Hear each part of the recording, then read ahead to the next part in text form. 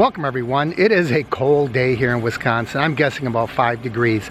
And it just came to my attention that not too far from me, within, I don't know, a 45-minute to an hour drive, there is a brand new Muffler Man. Those of you who watch the channel know that I really like the Muffler Men. For those of you who don't know what that is, it's the 20 to 30 foot tall fiberglass men that were created in the early 1960s as advertisement. They're called Muffler Men because typically they were found outside of muffler shops. Now this one, I say it's new, but it's refurbished, and I'll tell you the story once we find it. So let's get in the car where it's a little bit warmer and head out.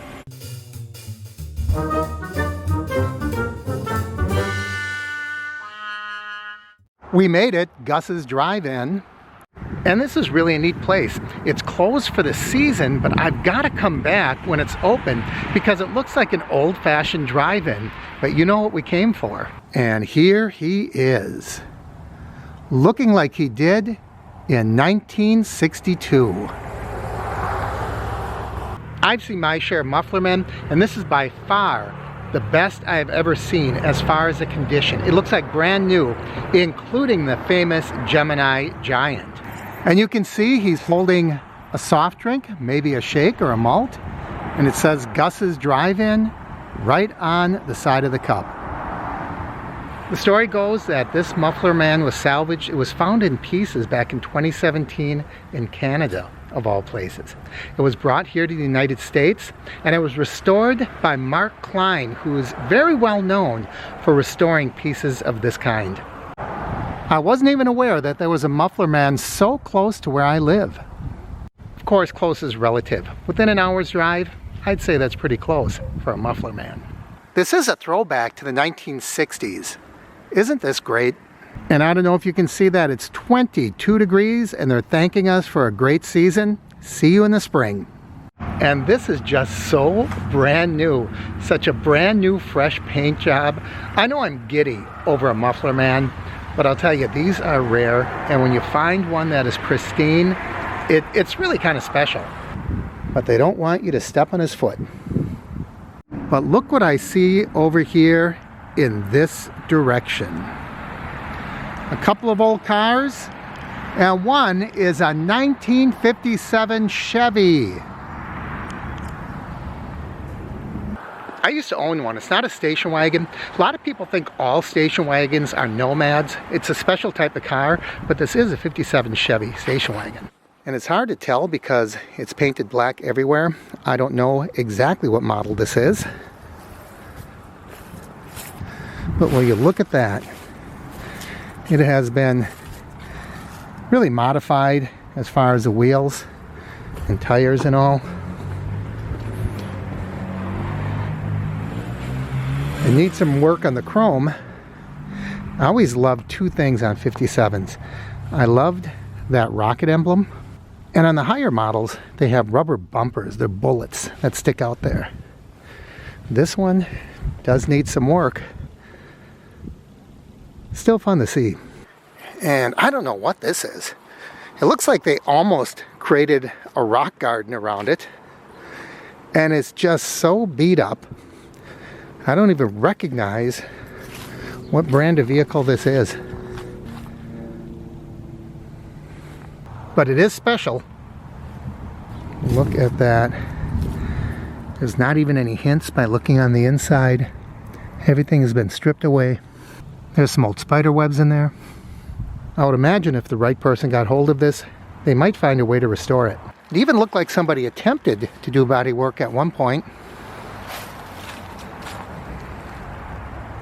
And those are the kinds of things you find when you're just roaming around the back roads of America. And look what I found. They have the history of the Muffler Man. We won't be able to read it all because it's covered up by some of these picnic benches. But it does say it was created around 1962. I don't know if that's Muffler Men in general or this Muffler Man.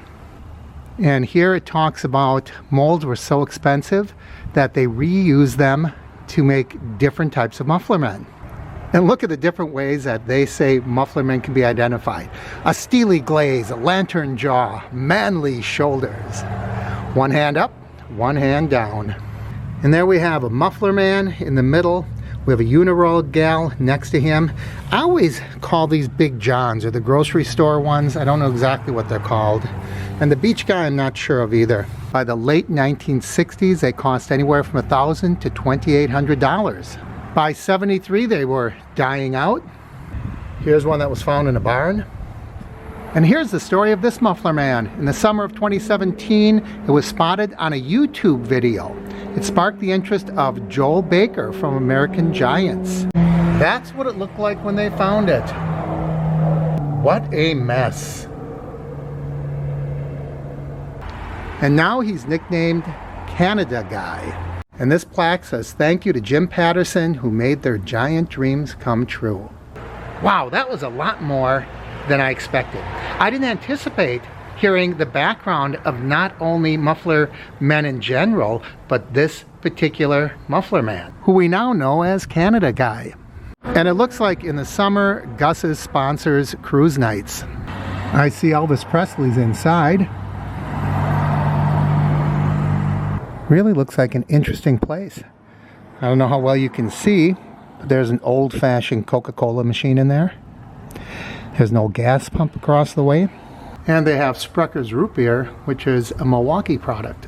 And there's an old gas pump advertising another Milwaukee product, Harley Davidson. Looks like an interesting place. I'm going to have to come back in the summer. Maybe I'll ride my motorcycle down. It's time to say goodbye to Guss's Drive-In and Canada Guy. As I was leaving town, I see they have quite an interesting town square, surrounded by a lot of local businesses, some restaurants, and even a vape shop, kind of combining the old with the new. On this side, a barber shop, realtor, and look at that stack of Cannes Christmas trees.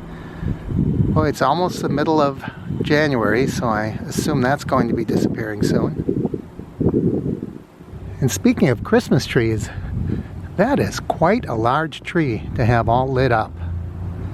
A+ for East Troy. There's the East Troy Historical Society. And look at the eaves on that building. Looks like it's seen better days. Let's see if I can zoom in.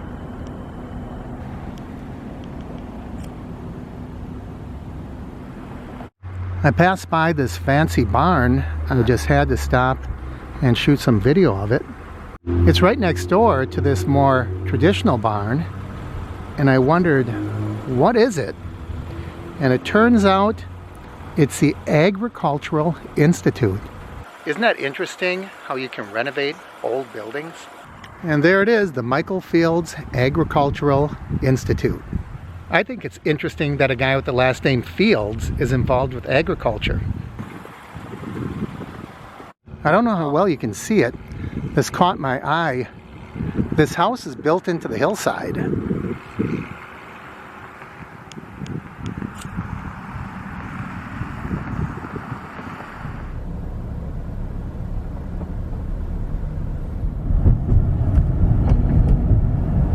Thanks for joining me, everybody. I hope you enjoyed our discovery of another Muffler Man.